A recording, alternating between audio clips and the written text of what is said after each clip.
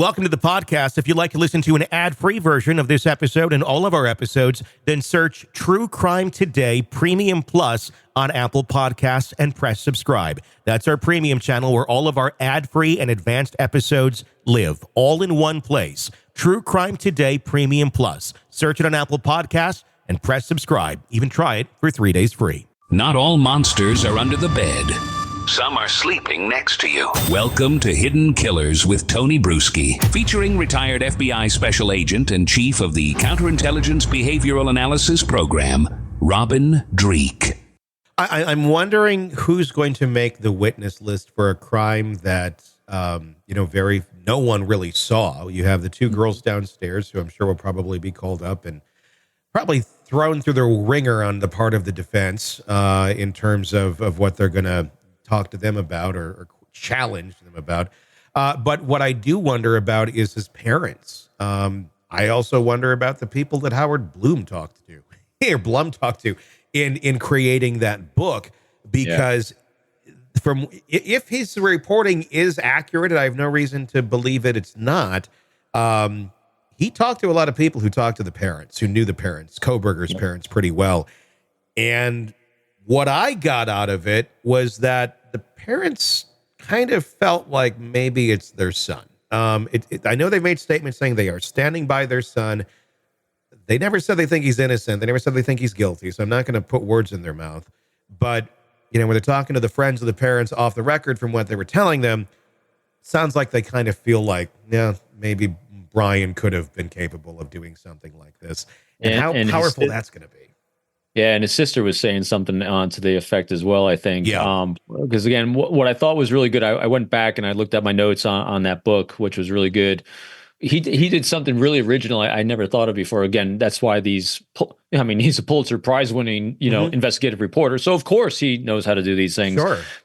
But he said he followed up on what the Idaho Police Department did, and that was he looked at the DNA genealogy online, found everyone connected to the Kohberger family and talked to everyone in there. Yeah. That's going to do what? It's going to fill out the nooks and cranny of the life arc as observed from other people. That gives a very good, solid picture, I think, of an individual you may or may not be looking at. So I think that was those would be people I think would be great potential. Yeah, you don't want to be the person in anyone's world where when they hear this story, someone looks at you and says, yeah, I could see that person doing that. I mean, if there's any inkling of that, that's not a good thing. I don't know anyone in my world right now that I would, if I heard this story, I would go, yeah, I could see them doing that. Like that's a personal friend or something that just, it would be shocking. But it seems there's a lot of people in the world of Kohberger that are like, I was just thinking of nonverbals of this, whenever we're assessing, at least whenever I'm assessing individuals that we just don't know and we could be 50-50 on, because we don't have data points on their actions or evidence of things they might have done, I always look at the people around them and how the people around them view them. Yeah. And again, when you look at Delphi or even the Gilgo Beach murders, Rex Heuermann. Yeah. You look at all these individuals, Lori Daybell Vallow, and you look at all the people that are surrounding them. When you have people that are in tears breaking down because they're like, there's no way, that they're just emotional because there's no way that this loved one could do that, as opposed to in the Kohberger case, you get like you just did. I wonder. Yeah. Yes. If you're contemplating that the person is capable of stabbing 4 college students and has this real animosity towards women, and you're contemplating, could he have done that? There's some likelihood that person could have done that. Yeah.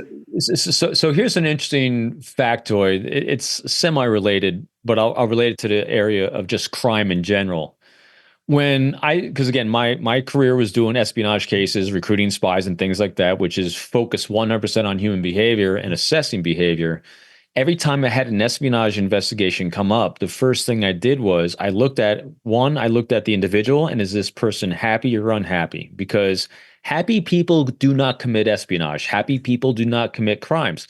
Not all unhappy people will, but that's my first clue. And then when I start interviewing the people around them, the very first question I always ask someone that has a connection to someone who may be a suspect, I say, do you like them? If I get data points where people like this individual, they like working with this individual, and I got people that are in tears because they don't want this, because they care so deeply about this person, I'm like, no, we're good. Mm-hmm.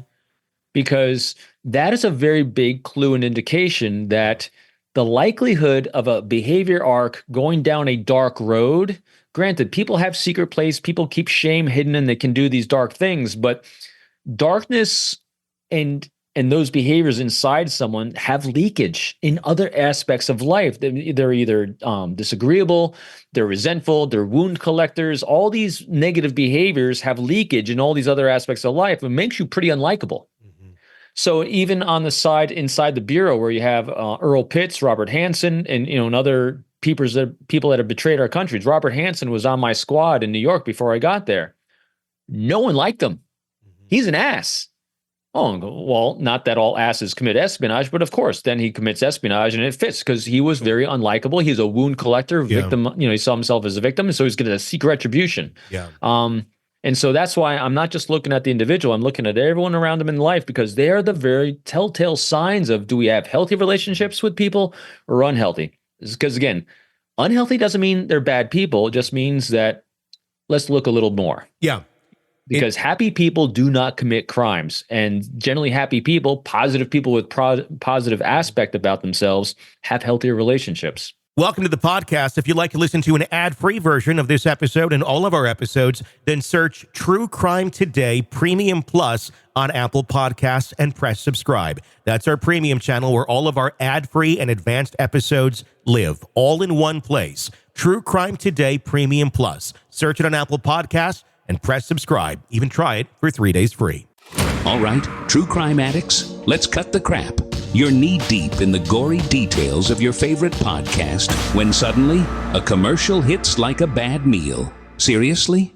You deserve better. Upgrade to True Crime Today Premium Plus on Apple Podcasts, where you can binge without those annoying ads. Plus, get extended interviews that go deeper into the darkness and early access to episodes so you can be the first to know. It's like trading up from fast food to fine dining, but with more blood. So, go ahead.